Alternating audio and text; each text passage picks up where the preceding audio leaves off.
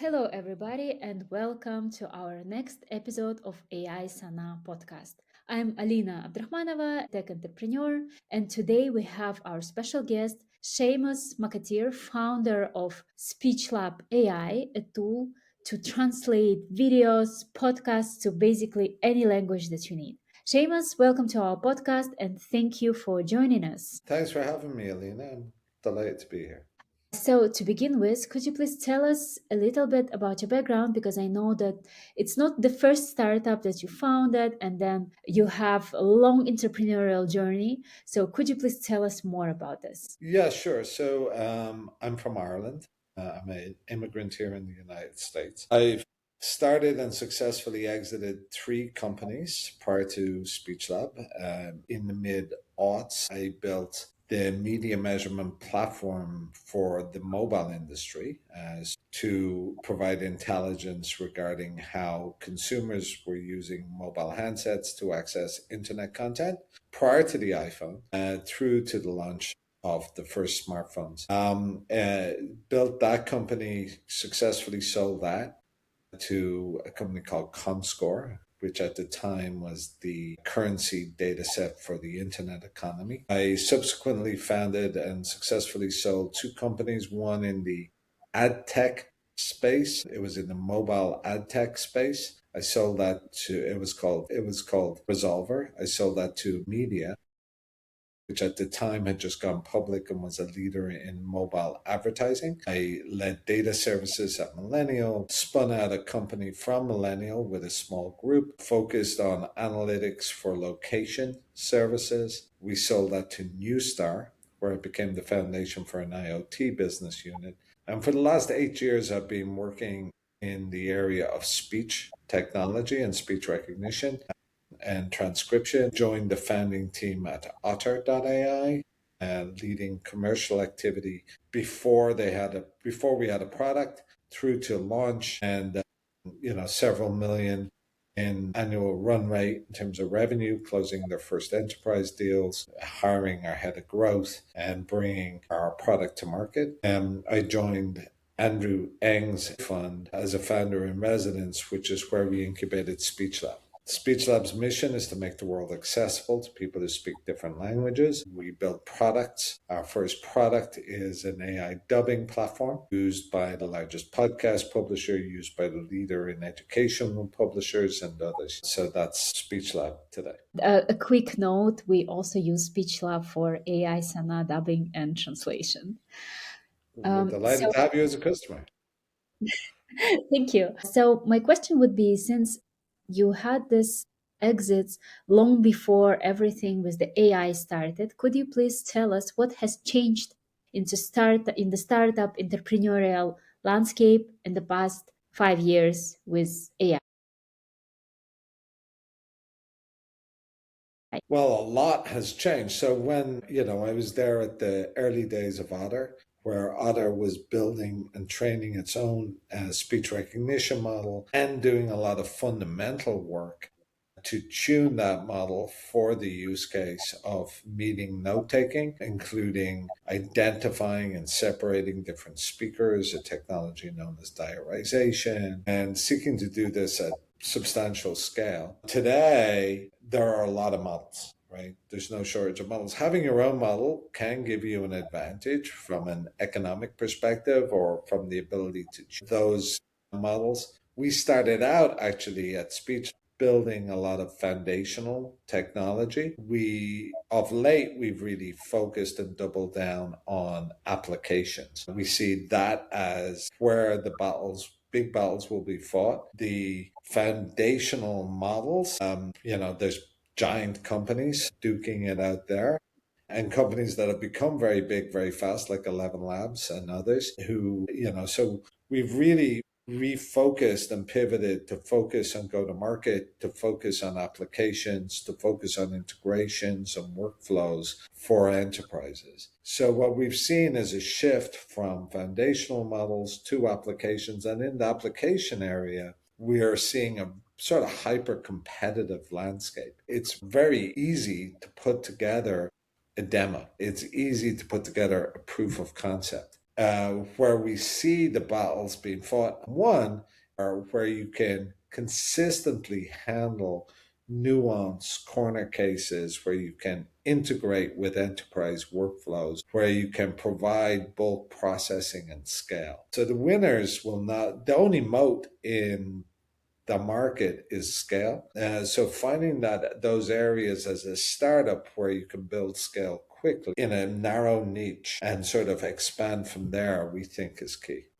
Could you please tell us a little bit about the story of Speech Lab? How did you come up with the idea? Who is the founder team? And how did you attract first funding or first customers?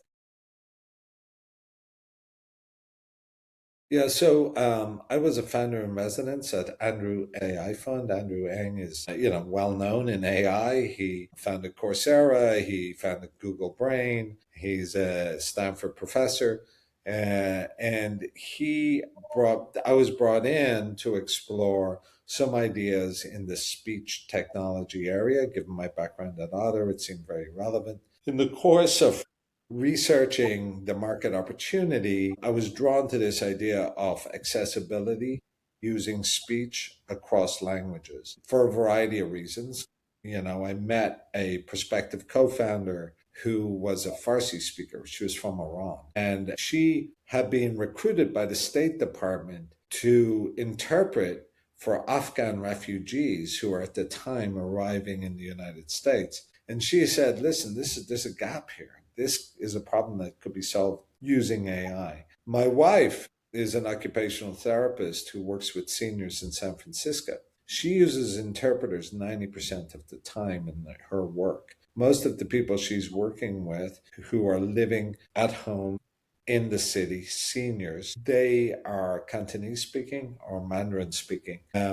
Some are actually monolingual Italian speaking here in San Francisco. So she uses interpreters 90% of the time in the course of her work. So, just looking at that as an opportunity, it had considerable appeal. A primary application for Otter was actually accessibility in higher education and note taking utility for students that had an accommodation to note taking accommodation or are in need for assistance in paying attention in class. So this idea of accessibility had considerable appeal, and we initially focused on dubbing at scale, and automated dubbing, as was an easier problem to bite off on and was one where we saw initial demand. We have a live interpretation platform built. It's still quite early in terms of go to market. We're looking for the right approach, that niche where we can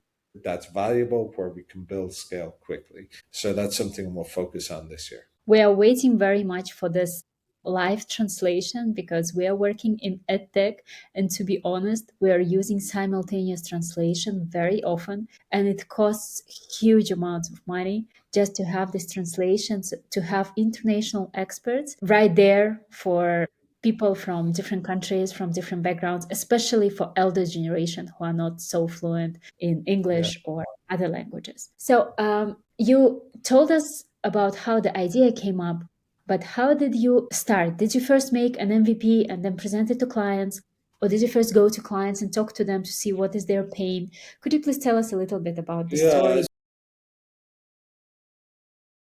So we did talk to some prospective customers. We built an MVP, but it was quickly evident that when we were building our own foundational tech stack, and it was quickly evident that the tech was moving much faster than we could move as a small startup, building both product and tech stack. So we really refocused the company to focus on product, worked with several design partners, large enterprises who we worked with a leading publisher in the educational space. They have tens of thousands of videos in their library and are continuously publishing new video content. So we worked with them to build a platform that could scale auto dubbing and integrate with their workflows, their requirements for bulk processing and provide a method that they could ingest into their media asset management platform. So that was one design partner. The second design partner is Public. They're iHeartMedia, the largest podcast publisher. They had a need to deliver at scale high quality dubbed output that captured the nuance from the original source in terms of idiomatic expressions, in terms of context. And we really needed to scale human in the loop review. So we looked at the market and we decided that the best way to do that, well, one, we had built a platform that could accommodate a human review at scale and editing and making it easy for a linguist who may not be an audio expert to edit audio content in a new target language. That's what we've been working with you guys on as well. So we worked with, iHeart and with other customers to refine that editing workflow. And we partnered with, um, you know, one or more language service providers and linguists so that we could scale this. Project management, scaling, human review. That's something, there's a lot of companies out there that focus on that do human post editing for AI derived translated output. Now we're focusing on audio. They have to listen to the output, make sure it sounds correctly, potentially spell things phonetically. If the text to speech isn't capturing it, make sure the timing is correct and everything works end to end. So human review, scaling human review is super important in certain categories. So usually they say that AI is gonna replace humans, especially when it comes to translation. But I can see from my experience of using SpeechLab, it's not replacing human. It helps to make a translator faster, more efficient, but still a good translator is needed to have a very high quality material at the end, right? Yeah, so I have a different view on the role of human in the loop with AI. So for things that aren't mission critical, for entertainment oriented content, you can generate something and, it can make a fun post on X or on Insta. But if you're looking to capture a source content in another language or to change from written content to audio output, you're going to want to have that reviewed by a human before it's put out there in the world, particularly if it's branded, particularly if it's professionally produced. So YouTube right now provides auto dubbing, an auto dubbing feature on YouTube, gratis to creators. They've actually gotten a lot of pushback from professional creators who are saying, listen, this is hurting me because by default it's enabled and it's not capturing what I'm saying in terms of tone, in terms of idiomatic expression, meaning in the target language appropriately. So there is a long tail of individual creators who don't care. Then there's Hollywood, which are quite comfortable spending hundreds of dollars per minute to put a voice actor in a studio to read a script and do post production because they spend tens of thousands of dollars per minute for their content.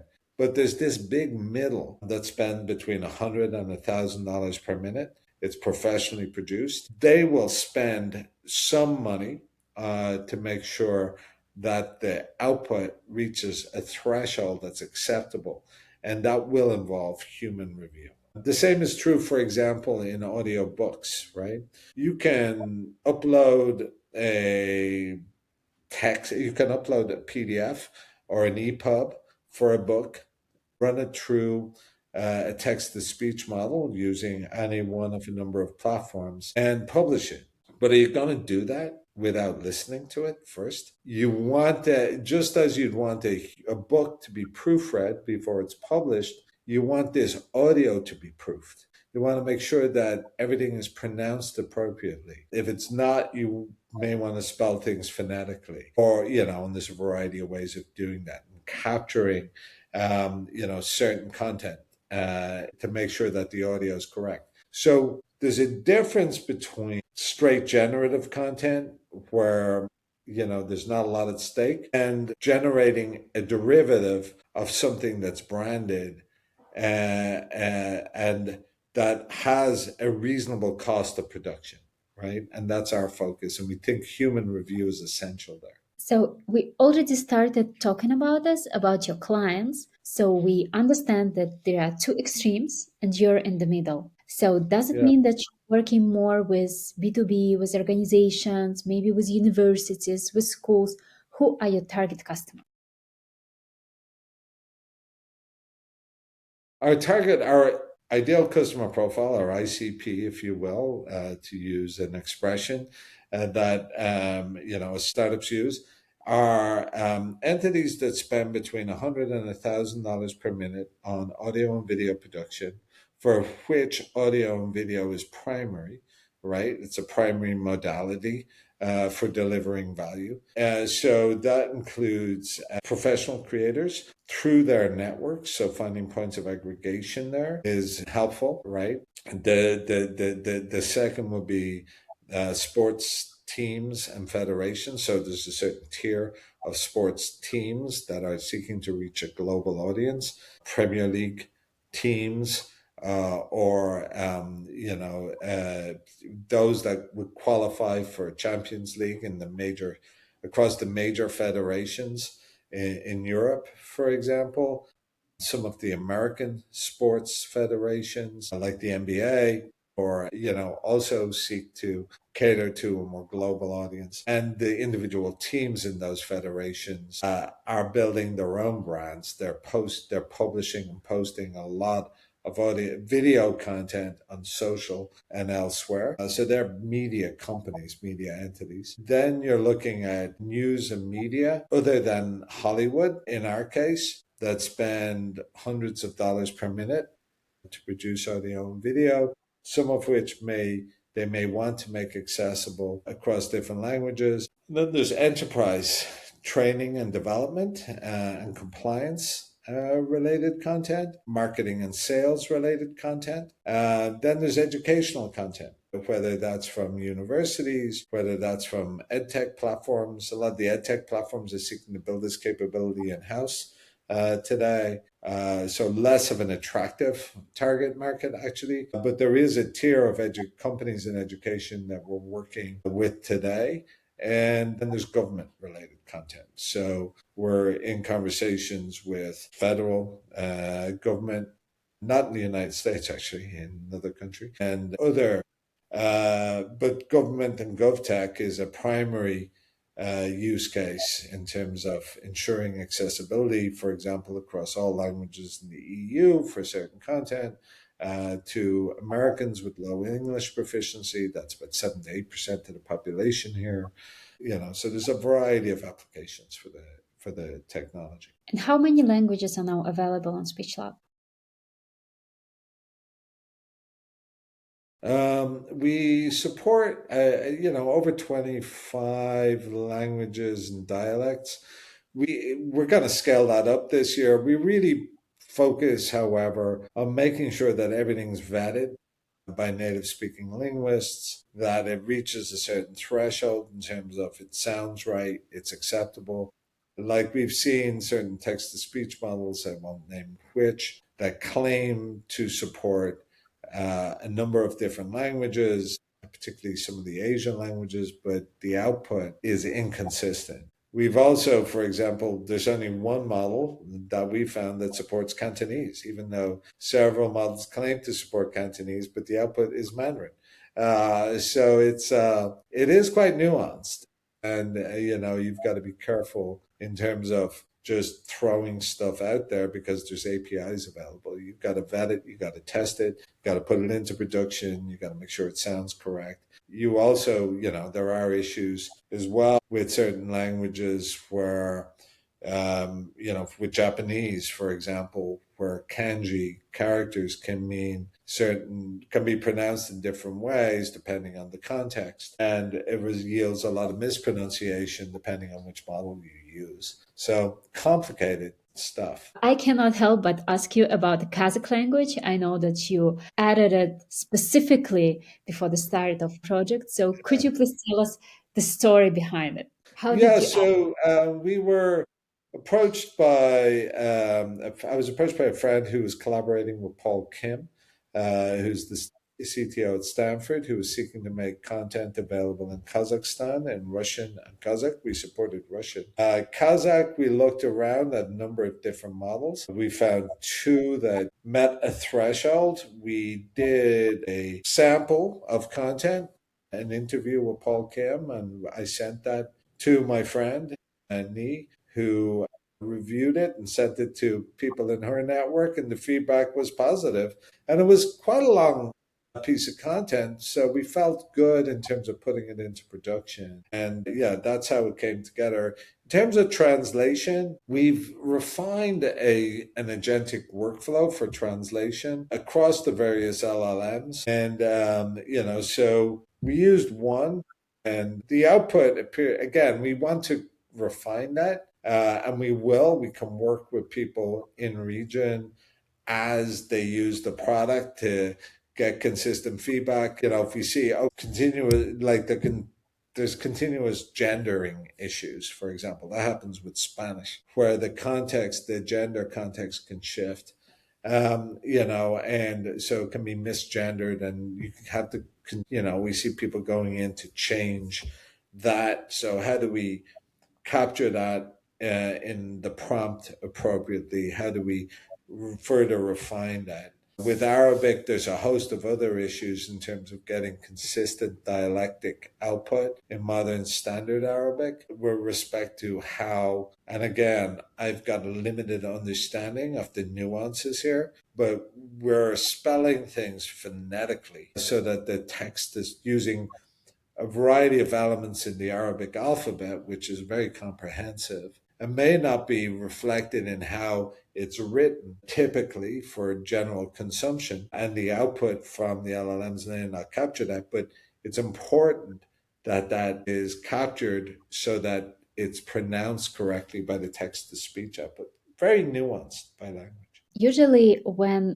you start startup in AI, investors tell you that you need to avoid products that can be, I don't know, switched by a big player's move. That big companies like OpenAI or Google can introduce something that would be only one feature for them, but it actually kills dozens of startups with one move. So translation is something that you would think about when it comes to that kind of issue. How do you leverage this risk?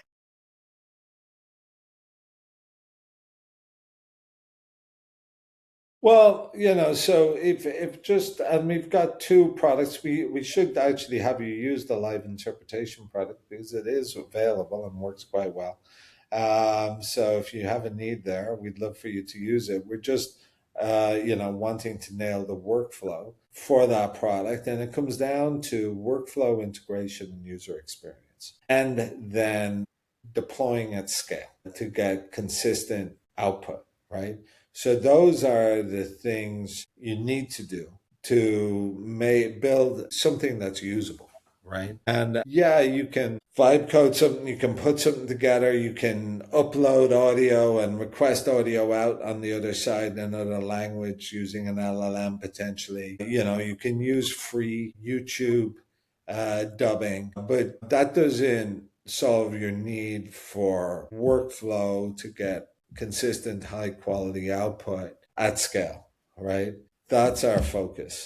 And to do that, there's a lot of corner cases that you need to solve for. Timing, getting consistent timing alignment across disparate types of content. There's so many issues to be solved that having a focused product allows you to meet the needs for a cohort of customers who, again, all right, going back to our ICP, who spend real money to produce to produce video and audio, and want to make sure that that's captured in terms of output, and want a way to assure that, to get assurance around that. So we don't see that that those needs going away as models improve. And we do see an ongoing need for human review. Now, that human review step will become more efficient and systematic over time. We'll move from heavy editing more to proofing. We see the costs coming down over time. And as the costs come down, the addressable market expands, right? So you can get to that next layer of content that now is amenable to dubbing at scale, right? So that's where we see it evolving. So the recipe would be to focus on a very specific need and do it on a very high quality, right? That's our focus. The recipe will be different depending on, your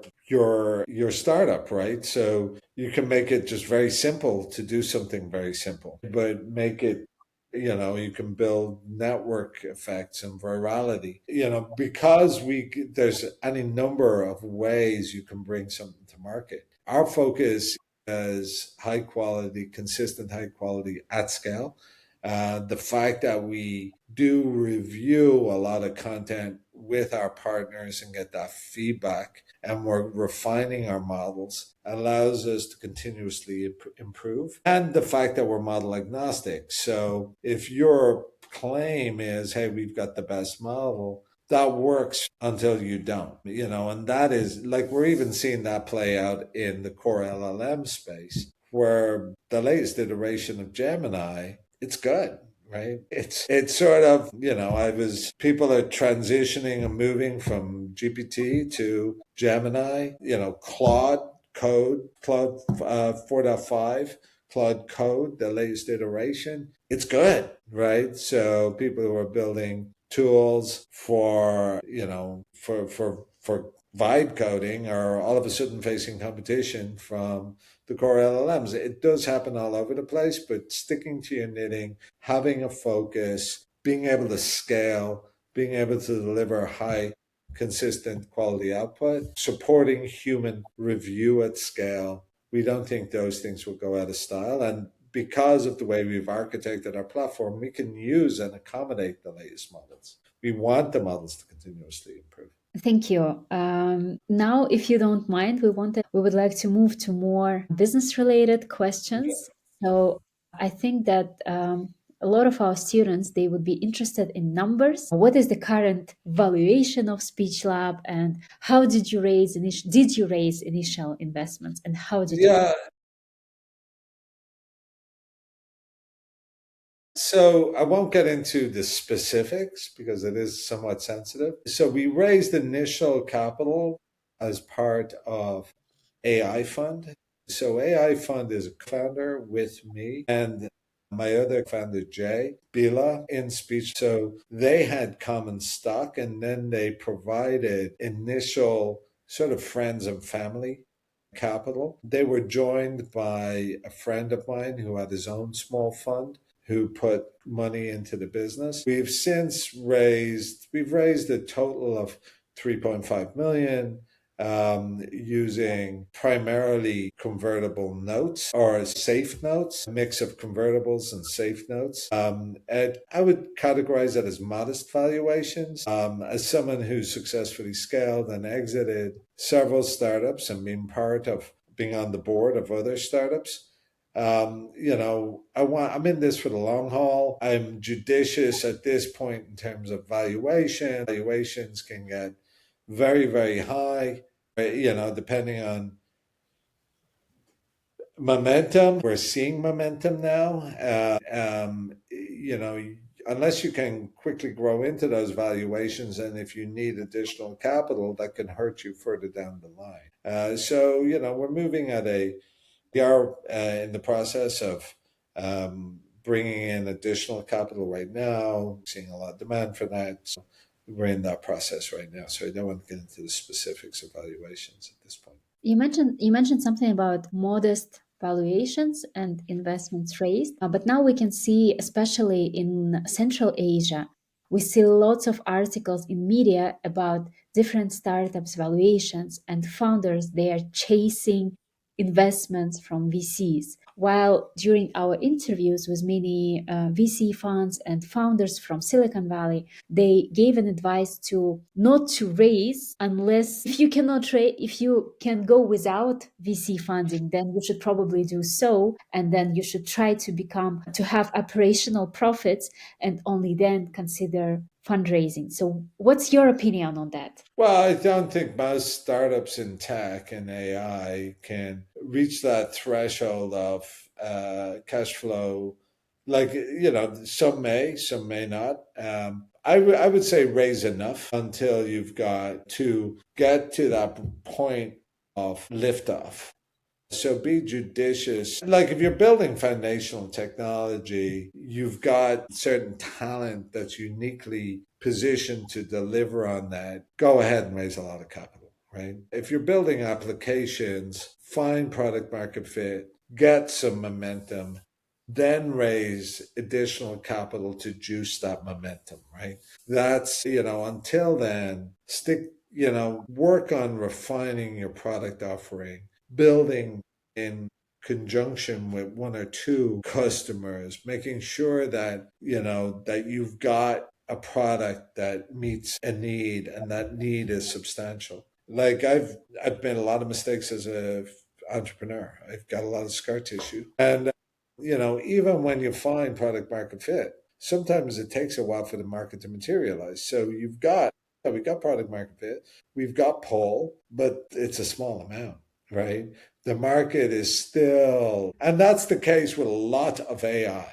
A lot of AI today are proofs of concept and pilots. So we see a lot of companies, they get people to subscribe. Everyone's fixated on subscriptions. So you get someone to subscribe and then they churn. The churn rates for AI products are very high. They're in the, 7 to 15% monthly range, which means you're constantly got this leaky bucket that you're constantly getting people in on.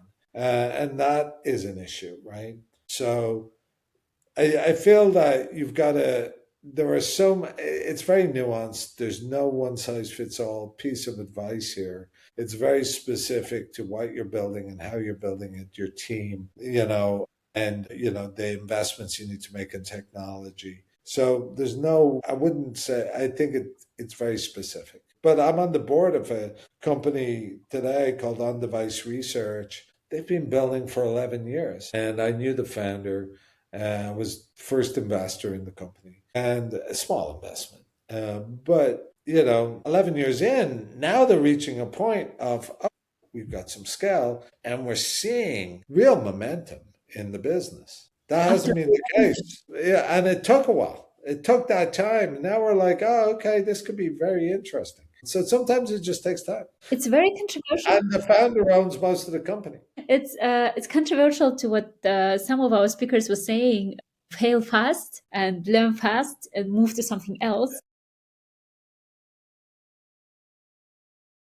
There's been a lot of failures over those 11 years, but there's been things that have worked.